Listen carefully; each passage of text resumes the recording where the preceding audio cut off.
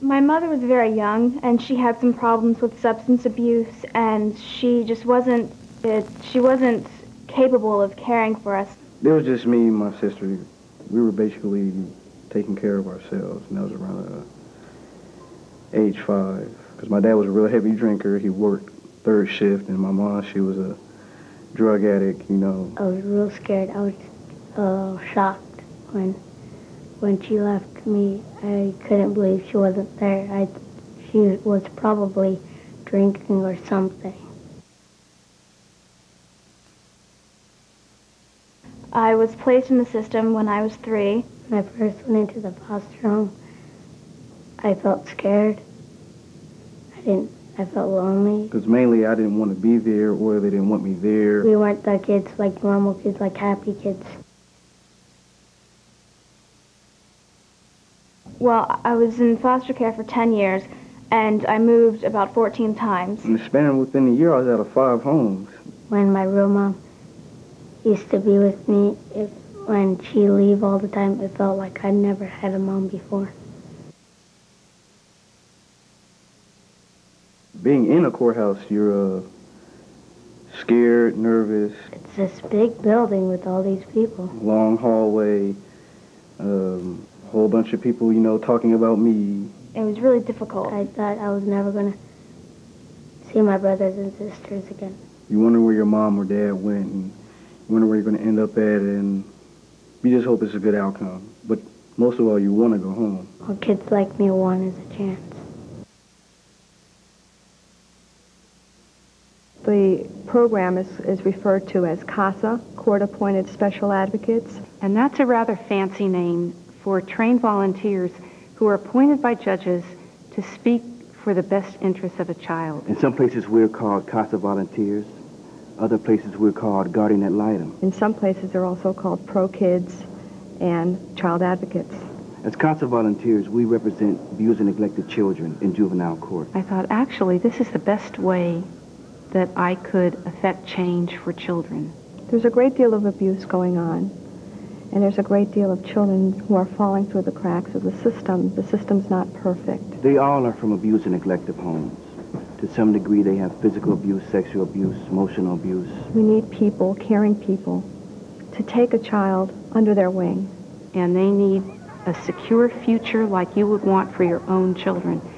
So it just made me more convinced than ever about the value of having a CASA on a case for children.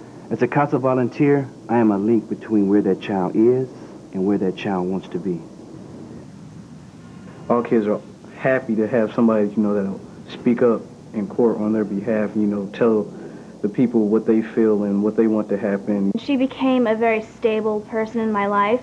Many of the people around me were changing, foster parents and therapists and counselors and things, but she stayed there, and she was the one familiar face that I could always make out. As a CASA, one of your first duties, is to know every single person involved in the case.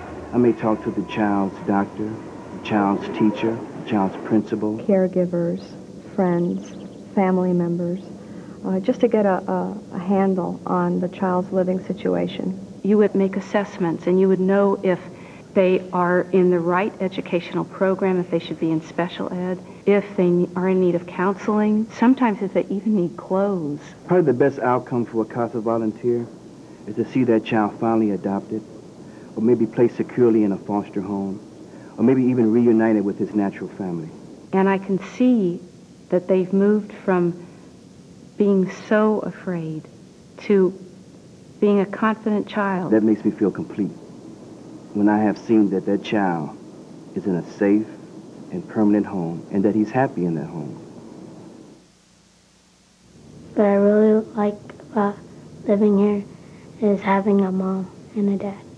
If you have a problem, you know that you can go home and talk to your parents about it, and you know that, you know, they'll be there to help you through hard times and give you advice. I have friends and a family who loves me dearly. It's my home. I have my own room and my own bed. My room's pretty groovy. For me personally, it's been such a privilege. I just love every one of them, and I really feel I know them. And as I said to somebody, you know, I want to be in your life forever, and I want to dance at your wedding. My guardian ad litem changed my life. She stood up for me, she spoke for me, and now this is my home.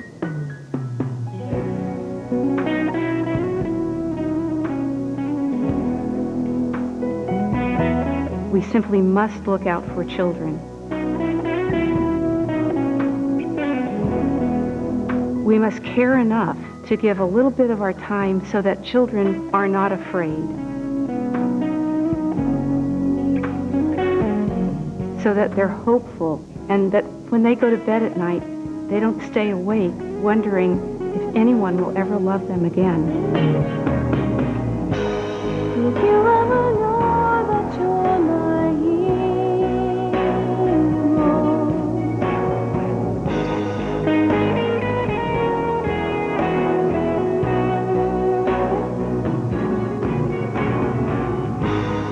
I can fly.